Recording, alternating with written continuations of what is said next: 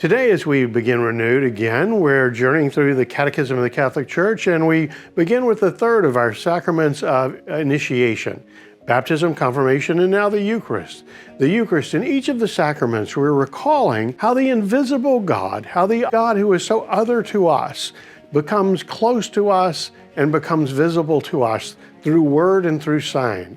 In the Eucharist, the two signs that we have are bread and wine, consecrated to become the body and blood of Christ. As Jesus says as the Last Supper, "Take this and eat of it, take this and drink of it, for this is my body and this is my blood." And with each sacrament, we recall that the promise made in the sacrament is fulfilled, that we indeed do consume the body and blood of Christ.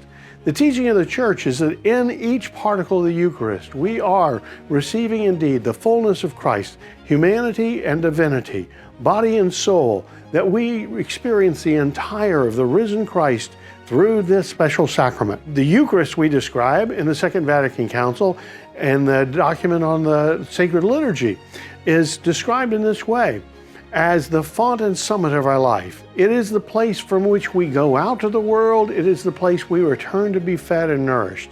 So as Christians and as Catholics, receiving the Eucharist is the manner in which we are nourished to be Christians in the world, doing the work of Christ.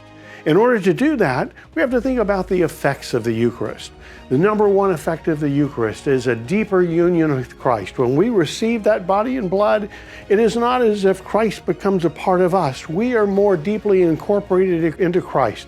It's the only food that works, as it were, in reverse. We become what the food is, as St. Augustine says. It also unites us more deeply to our brothers and sisters who are members of the Christian faith.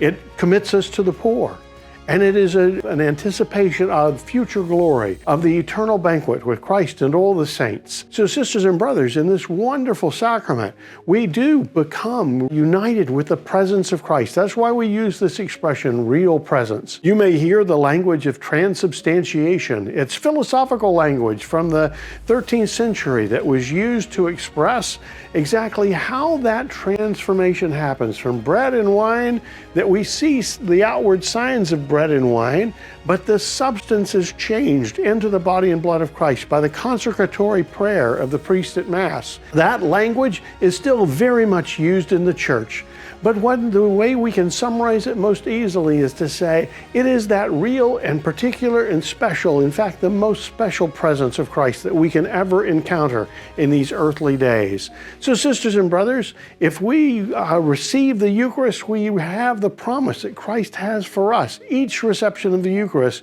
calls us to be renewed.